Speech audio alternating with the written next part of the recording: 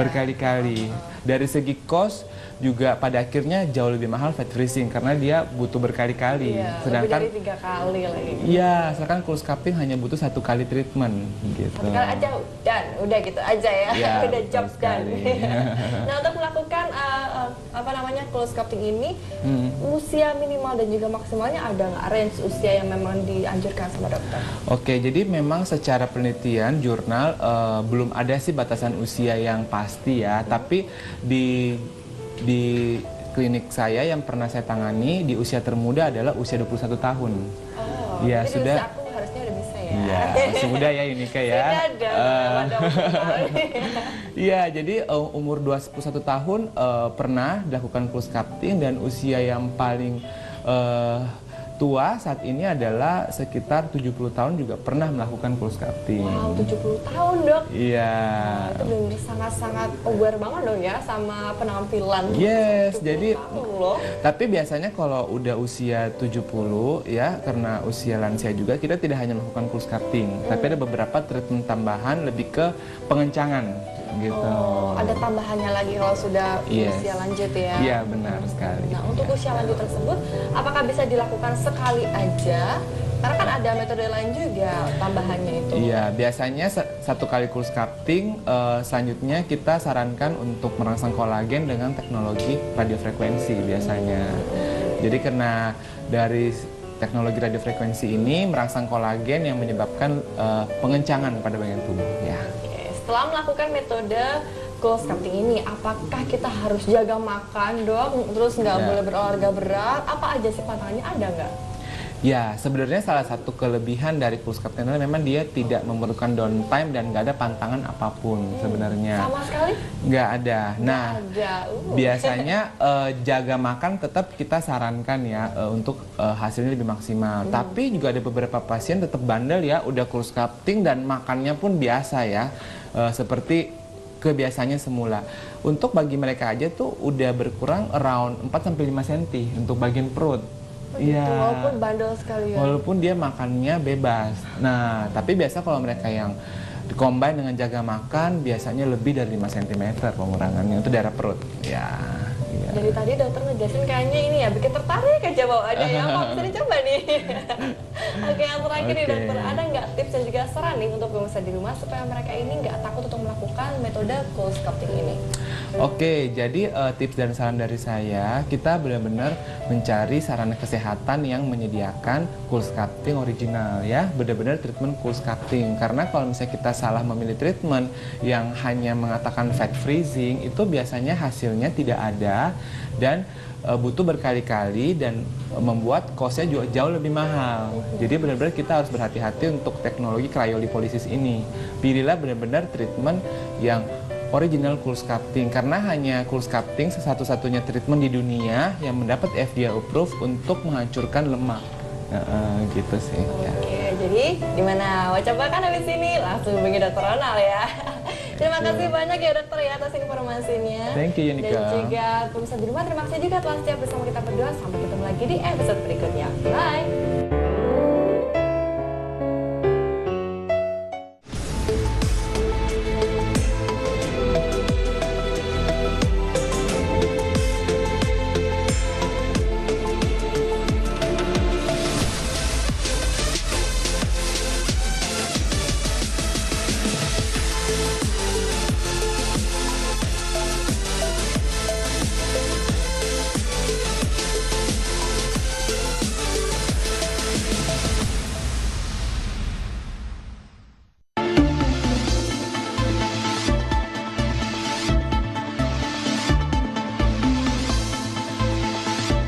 MNC Studios booked lower revenue in the first half of 2020.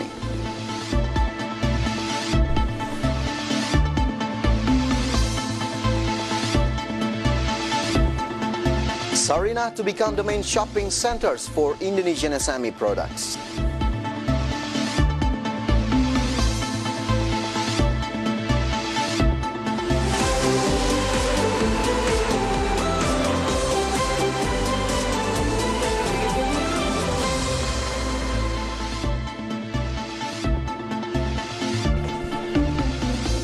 Good afternoon, afternoon, viewers in Indonesia and Singapore. Market Headlines is ready to provide you a number of informations from the business, economic, and capital market sectors. With me, Fajar Wayong, this is Market Headlines.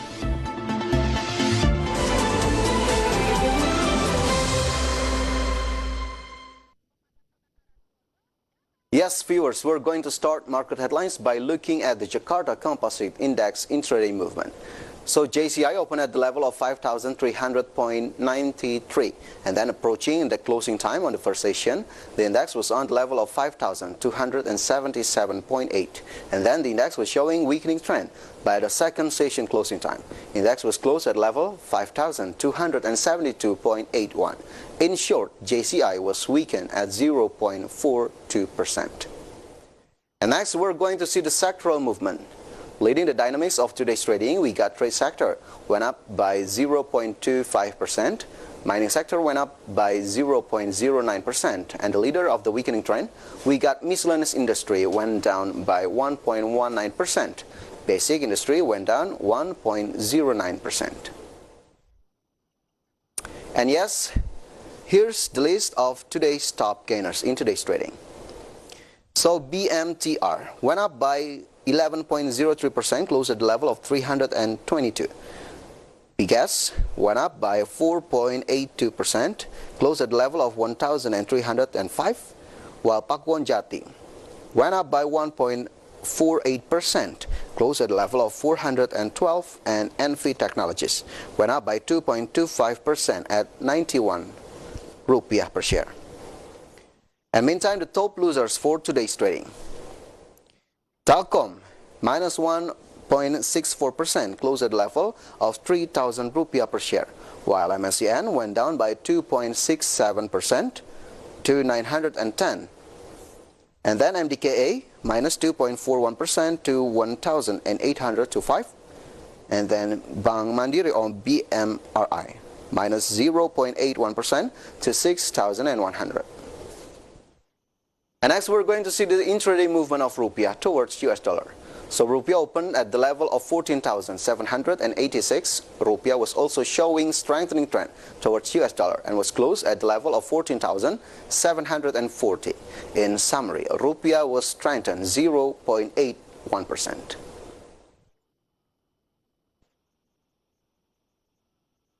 Listed company MNC Studios International booked lower revenue in the first half of 2020, whereas revenue was free falling 25% compared to the same period of last year.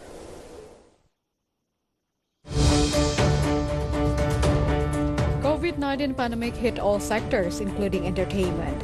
One of the pandemic economic consequences was felt by listed company MNC Studios International.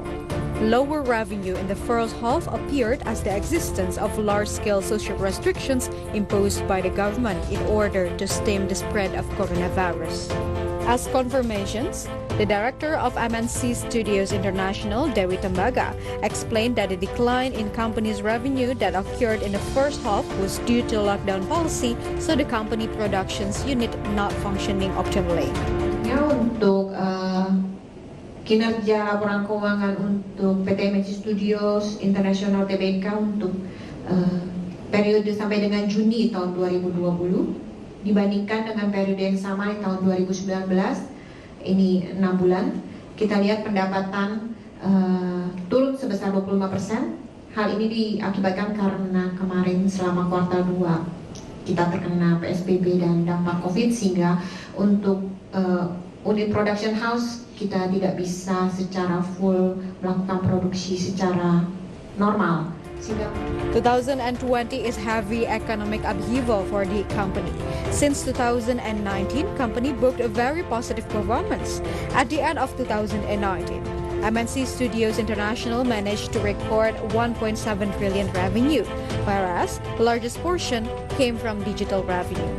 Jakarta, Gilang Praditya for IDX Channel. Appointed to be construction company that is in charge on Sarinah building renovation. Wika President Director aims to finish renovation by August 17, 2021.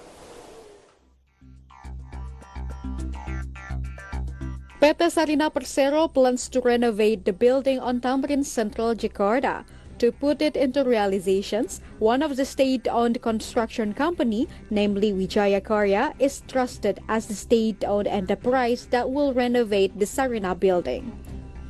President Director of Wika, Agung Budi Waskito, targets building renovations of Sarina will be completed by next year on August 17, 2021.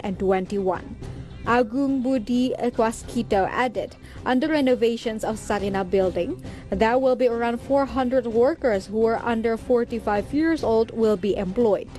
Building materials will be 100% came from domestic resources. Bika sekali lagi siap dan berkomitmen melaksanakan renovasi Gedung Sarinah ini dengan disiplin serta konsisten dan dalam penerapan protokol COVID-19, protokol interaksi pelanggan, pemasok, dan stakeholder lainnya. Perlu kami laporkan Pak Menteri bahwa dalam pelaksanaan renovasi ini kira-kira kita akan menggunakan 400 tenaga kerja yang rata-rata usianya di bawah 45 tahun. Kemudian untuk TKDN hampir 100% kita menggunakan bahan lokal, Pak. Estimated cost for renovating the Sarina building is around 700 billion rupiah, and the total cost will be obtained from Sarina's internal funds and also funds from cooperations with other state-owned enterprises. Jakarta, Ricky Awardi for IDX Channel.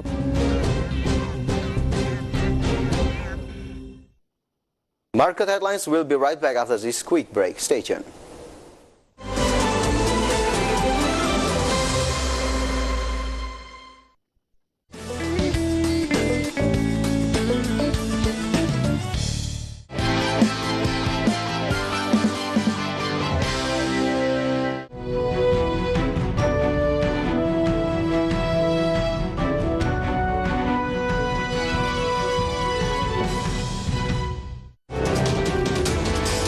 Hendra, analisis Anda untuk pergerakan di Jakarta Selatan nggak? Jadi di hari di masa 2 tanggal 9 Juli ini adalah salah satu yang sangat signifikan karena dia akan membentuk box baru. Industri pertambangan, saya melihat bahwa ya ini industri yang kalau dibilang unik ya. Resiko dan hasil itu tidak selalu sejalan. Kita sulit untuk mendapatkan ada penambang-penambang muda yang baru dan yang mau datang ke hutan untuk ketok batu lah, istilahnya ketok batu untuk mencari tahu apakah ada tambang di sana. Efisiensi itu sesuatu yang harus selalu diperhatikan ya. Semua pengeluaran itu harus reasonable. Ada 17 investor asing yang tertarik berinvestasi di Indonesia. Selain itu, BKPM mengklaim terdapat 119 investor lainnya yang berpotensi merelokasi industrinya dari negara lain ke Indonesia.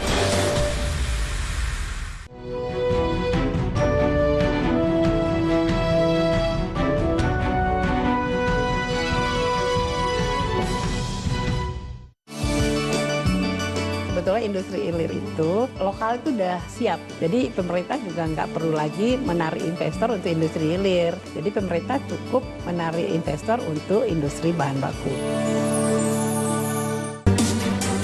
Senang sekali saya David San Oval dan dapat hadir menemani Anda dalam program spesial dialog webinar on TV. Setiap minggunya kita akan membahas tema-tema yang sangat menarik. Apa kabar ibu-ibu sekalian? Alhamdulillah baik. Salah satu ambisi daripada Kementerian Koperasi dan UMKM bersama Spesco adalah koperasi keren, baru, digital gitu kan, yang kita bisa IT.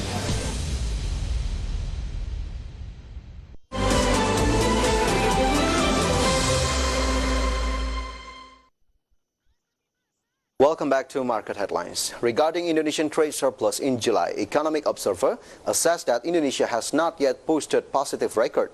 Moreover, it is assessed to be a negative sign since trade surplus was made because of heavy decline on raw material import. It means that industry remains stagnant. Indonesia recorded a trade surplus of 3.26 billion in July 2020 as exports improved to 13.73 billion US dollar and imports slowed to 10.47 billion US dollar. However, Economic Observer from Core Indonesia stated that this is not a sign that Indonesia's economy bounces back to normal. He takes a look on heavy decline on import was due to declining raw materials, means that many industries and companies have not continued activity to back normal. Therefore, demand on raw material was lower, and this is assessed to be weakening economic recovery.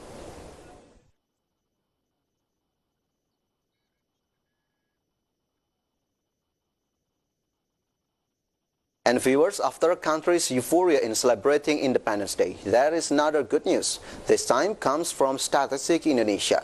Through BPS report, Indonesia posted a trade surplus of 3.26 billion US dollar in July 2020, swinging from 0.28 billion US dollar gap in the same month of the previous year, and beating market consensus of 0.68 billion US dollar surplus.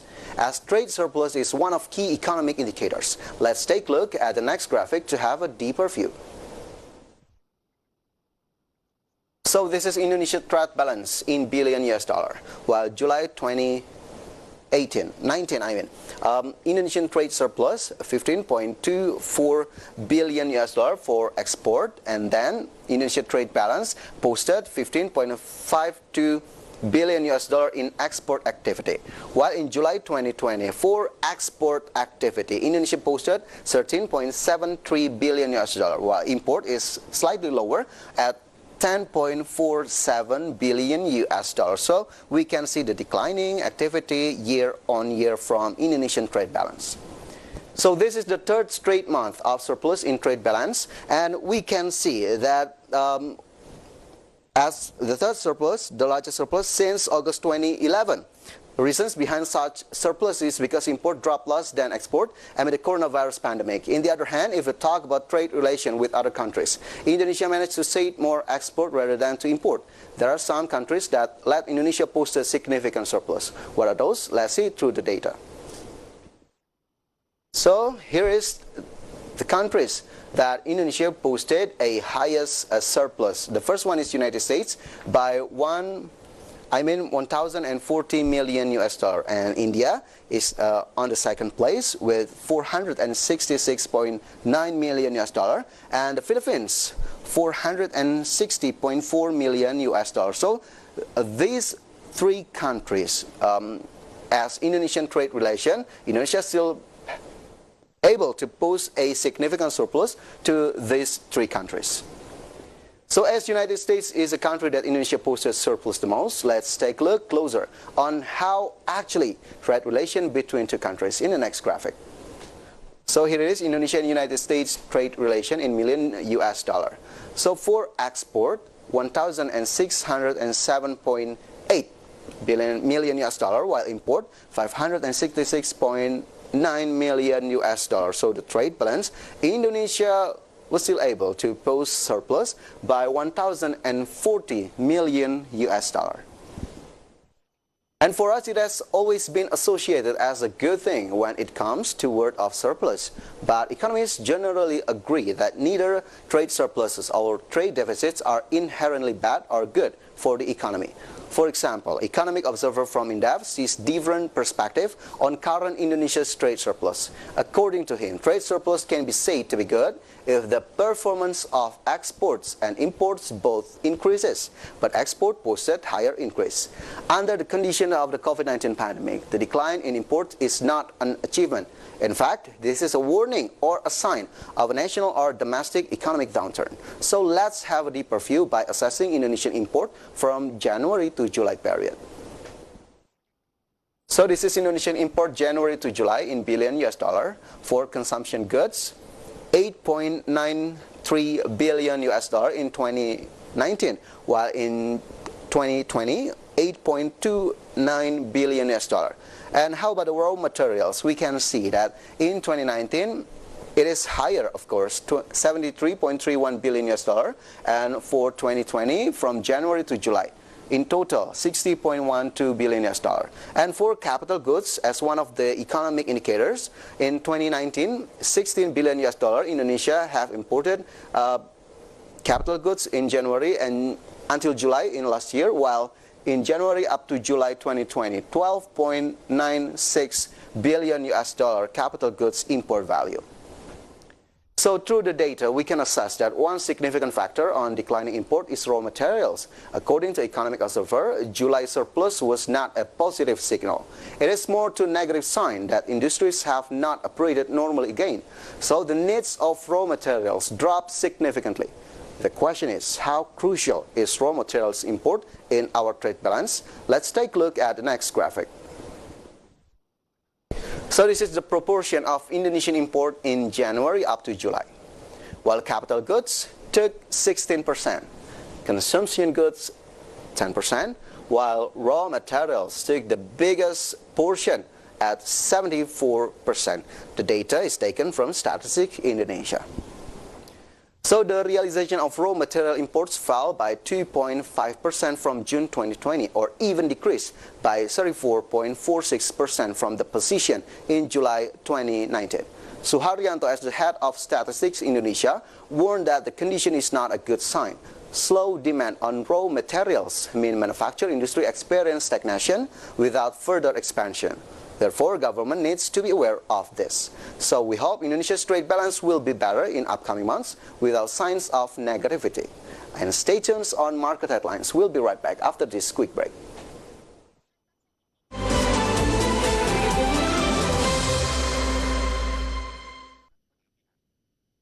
Saksikan terus IDX Channel, Your Trustworthy Economic, Business, and Capital Market Channel.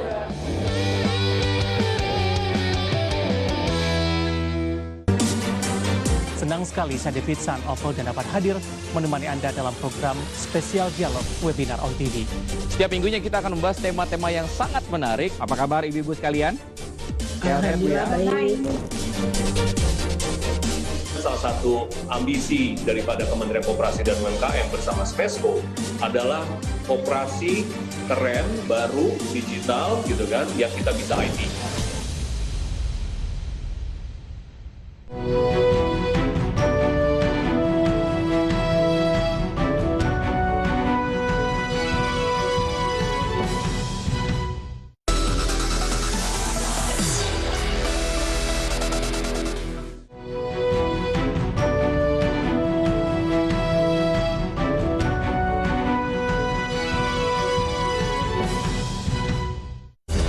Virus corona diprediksi menekan pertumbuhan ekonomi berbagai negara dan membuat baja di pasar global alami oversupply. Krakatau Steel menyikapi ini seperti apa, Pak Silmi? Cara mengantisipasinya, memberikan competitiveness pada industri baja nasional sehingga bisa berkompetisi dengan import. Baik. Terus kemudian juga importnya juga kita mesti selektif. Yeah. Jangan import yang hal-hal yang sudah bisa dibuat di Indonesia.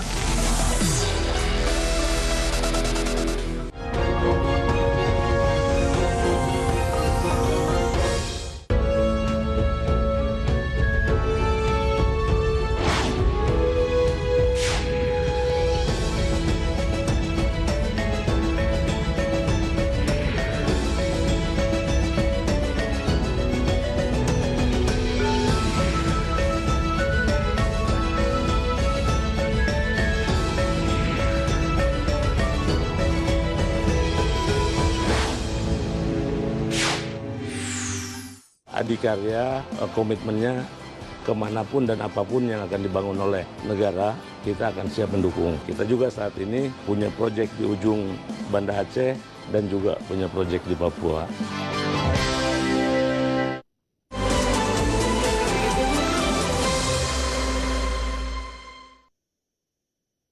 Welcome back to Market Headlines. The Indonesian government aims to spur the growth of Indonesia's micro, small and medium enterprises by boosting the role of state-owned department store Sarina.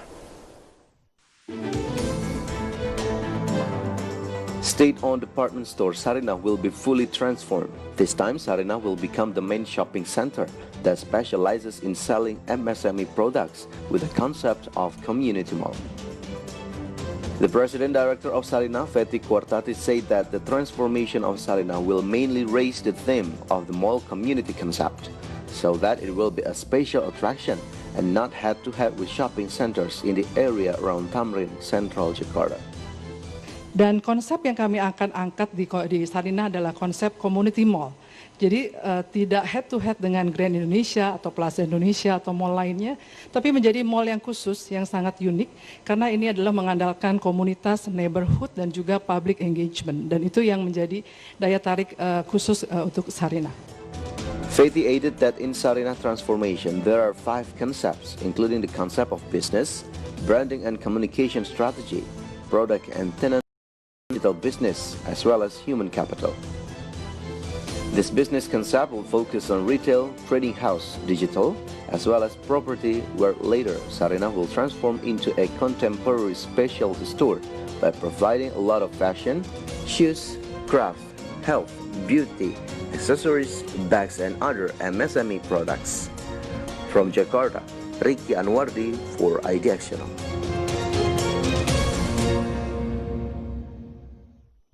In addition to transforming, the Minister of SOE, Erick Thohir, hopes that Sarinah must also be able to collaborate so that Sarinah can become a leading place in finding local products.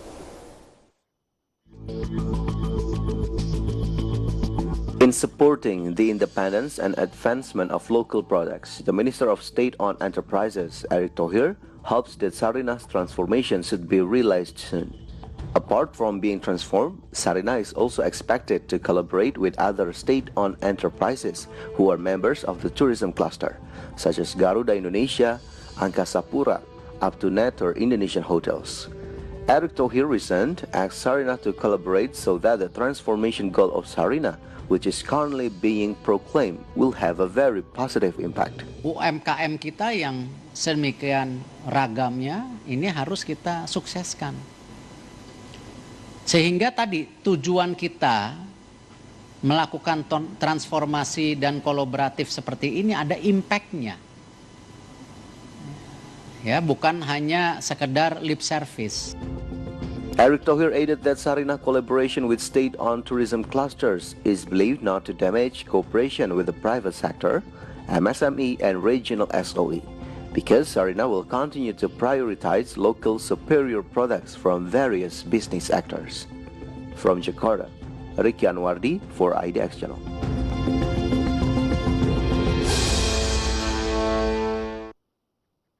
Bank of Indonesia keeps rate unchanged at 4% in monthly meeting August 2020. Not only keeps 7 days reverse repo rate unchanged at 4%, the central bank also maintained deposit facility rate at 3.25% and lending facility at 4.75%.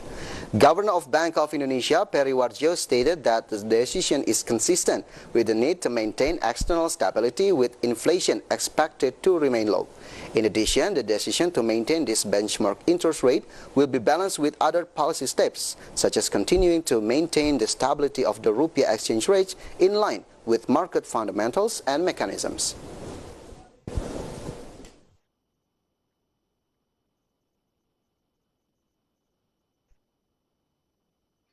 Meantime, due to surging demand of special banknote of 75,000 rupiah, Bank of Indonesia will evaluate the distribution and ensure one ID card only gets one banknote.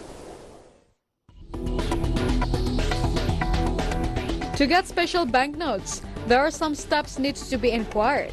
Rosmaya Hadi, as Deputy Governor of Bank Indonesia, stated that only residents who have made a purchase can obtain their bill at the Bank of Indonesia branches across the country, starting from August 18. Citizens over the age of 17 can purchase the notes online at pintar.bi.go.id.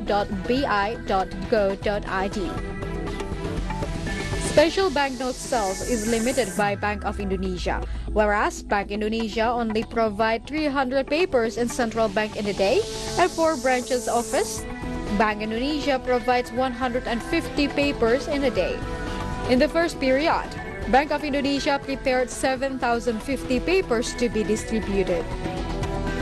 However, citizen enthusiasm on banknote of 75,000 rupiah is beyond expectation. Within only 2 days, the request on special banknote has reached 68,000 people. Due to very high demand, Central Bank promised to evaluate distribution mechanism. Karena kami ini ada hitung-hitungannya Pak Oni tentang berapa jumlah yang harus di-set di sebelah mana dan seterusnya, ada hitung-hitungannya, billetnya segala macam.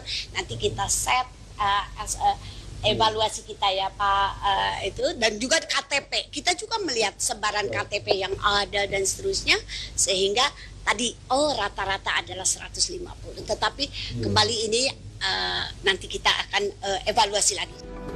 However, he stated that there are several Bank of Indonesia's office that are still have quota, such as office in Sibolga, Papua, West Papua, Lok Semawe, Ternate, Gorontalo, and Mamuju. However, those quota only 3% of the whole 7,000 exchange quota. From Jakarta, Raja Pamo for IDX Channel. And here it is, an update data about coronavirus globally.